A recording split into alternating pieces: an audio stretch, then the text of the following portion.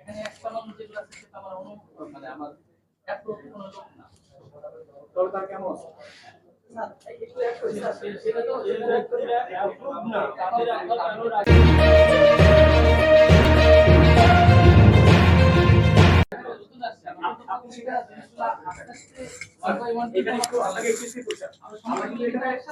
Doctor Kazi Mohammad Ainul ইসলামকে আমরা প্রশ্ন করছি, আমরা ডাক্তার মোহাম্মদ আইনুল ইসলামকে প্রশ্ন করছি, আমরা প্রশ্ন করছি খুলনা মেডিকেলের যে পরিচালকের যে চেয়ারটা তাকে প্রশ্ন করছি। এইটাকে আপনি কোনোভাবেই যে আপনি বিগত দিন ছিলেন না, আপনি এক মাস আসছেন, এইভাবে আপনি আমরা প্রশ্ন করছি খুলনা মেডিকেলের পরিচালক মহোদয়ের কাছে। আমি ব্যক্তিগত প্রশ্ন করছি যে আপনি কিভাবে আপনি উত্তর দিবেন? সকলে কি ক্যামেরা আমি কি একদিনে সবসময় একটা কথা বলছি, আপনি বললেন যে কেবল যারা কোনো কিছু না তারাও এখানে আছে, তার কেন আছে আর কেন এই যে আপনি একজন পরিচ্ছন্ন কর্মী বলেন অর্থ বলেন, তার কি কখনো ডাক্তার অনুমতি ছাড়া আপনার অক্সিজেন করতে পারে কি না? যে মানুষ মৃত্যুবরণ করছে তার এই দায়টা কে নেবে? না ওই এটা আমরা তদন্ত আরেকটা কথা বলছি, আপনি তদন্ত কমিটি করলেন, এটা কিছু না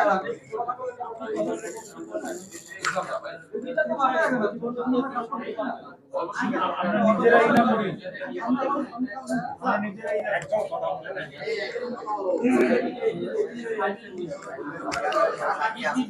স্টেজ 5 হচ্ছে তার শেষ পর্যায়ের কিডনি ডিজিজের শেষ পর্যায়ের যে স্টেজটা বলি সেটাকে স্টেজ 5 বলি। সেই স্টেজে রোগী ছিল, তার অর্ডারটা আমি দেখেছি। ওখানে অক্সিজেন জিনিসটা ছিল এসওএস। এসএস মানে হচ্ছে প্রয়োজনে লাগবে। এটা সেই যে রোগীটা যে অক্সিজেনের উপর পুরো নির্ভর, সেরকম রোগী না, কিন্তু সেটা সাধারণত হার্টের রোগীগুলো হয় যে অক্সিজেন টানা লাগে। তো তারপরেও আমি তো এটার এক্সপার্ট না। আমার মেডিসিনের যে এক বিভাগের প্রধান আছে ওনাকে সভাপতি করে কমিটি করা হয়েছে। ওনার বিষয়টা সেই জিনিসটা যাচাই করে দেখুক। ঘটনা যে তদন্ত করার ইয়াটা উদ্দেশ্য, ওই ঘটনাটা তো ওই ঘটনা তো তদন্ত তো করার জন্য কমিটি দেখবে। এটা ওই ঘটনা তো আর আমি প্রত্যক্ষ দেখিনি, তাহলে এখন কমিটির আশেপাশে সারাউন্ডিংটা যাচাই করে দেখবে। এই যে আমি কমিটি করে দিচ্ছি, ওনা দেখবে তো এটা। আচ্ছা স্যার, আপনি বললেন যারা ইনাম শেষ হয়নি, এখন এরকম মনে করেন কালকে একজন মারা গেছে, সে আমি মনে করলাম শেষ স্টেজে আছে, সে মারা যেতে পারে, হায়াত মত আল্লাহ হাতে, ঠিক আছে। এরকম যে আর ভুল হবে না বা এর থেকে ভালো রোগী যে মারা যাবে না অক্সিজেনের অভাবে, আপনি কিভাবে এই চেয়ারে বসে যাবেন? অক্সিজেনের অভাবে মারা যাবে না। আজকে আমরা যেটা বলেছিলেন গতকালকে যেটা ঘটনা ঘটলো যে বকশিশ না পাওয়ার কারণে একজন মারা গেলেন। আর কথা হচ্ছে আপনি যেহেতু চেয়ারে বসে আছেন, আপনি যেহেতু একা, যেহেতু আপনার হাতে সবাইকে কন্ট্রোল করা সম্ভব না, কথা হচ্ছে এই ধরনের বকশিশ না পাওয়ার ফলে ট্রলি না দেওয়া, স্যালাইন না দেওয়া, অক্সিজেন মাস্ক না দেওয়া, কিংবা যে সেবাটা সরকারি হসপিটালে ফ্রিতে দেওয়ার পর সেই সেবাটা না দেওয়া, এটা আসলে মনিটরিং করা তাহলে ওয়েটা কি? মানে এরকম আর মানুষ মারা গেলে স্যার আছে সে কি করবে? এটা মনিটরিং এর জন্য তো আমার এতগুলো কর্মকর্তা কর্মচারী আছে, তো কি করে সবার তো যার যার একটা জব ডেসক্রিপশন আছে না, তো সেই অনুযায়ী তারা যেন কাজ করে সেটা আমার দেখা লাগবে।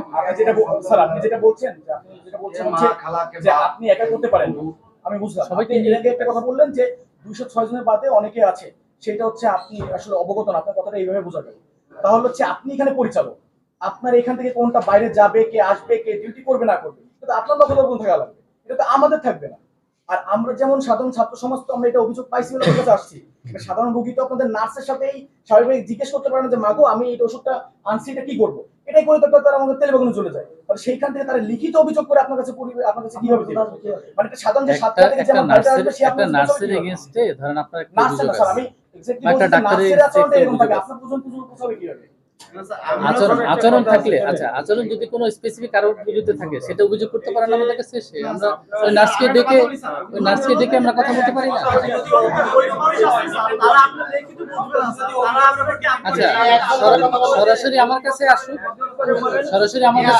আমার উপপরিচালক আছে, উপপরিচালকের কাছে আসুক, আমার তত্ত্বাবধায়ক আছে, তত্ত্বাবধায়কের কাছে আসুক। কথা বলার কিন্তু অনেক জায়গা আছে, যেমন পরিচালকের সাথে কথা বলতে পারবে, আমার উপপরিচালক আছে, তত্ত্বাবধায়ক আছে, ওনাদের সাথেও কথা বলতে পারবে।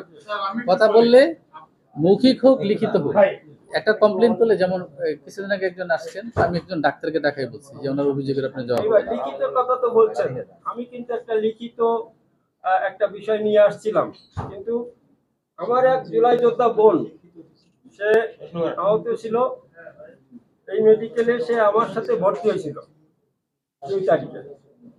সে পুলিশি ঝামেলার কারণে সে এখানে থেকে পালায় যেতে বাধ্য হয়। আমিও পালায় গেছিলাম। এই মাসের দিতে না, ওই যে 24শে জুলাই। ও আচ্ছা 24শে জুলাই আপনি অনেকেই রাবেয়া নামে ওই বোনটা। কিন্তু পরবর্তীতে সে যখন আবার যখন তদন্তের জন্য তার এই হসপিটালের যে ইয়েটা দরকার হয়েছিল, ছাড়পত্রটা দরকার হয়েছিল, ছাড়পত্র দিতে পারিনি, তখন একটা প্রত্যয়নপত্র চাইতে আসছিলাম আমরা। আচ্ছা আচ্ছা সেই প্রত্যয়নপত্রের জন্য আমরা সিভিল সার্জন মহোদয়ের কাছে আবেদন করছিলাম। সেই আবেদনটা এসে সবকিছু লেখা হয়ে গেছে।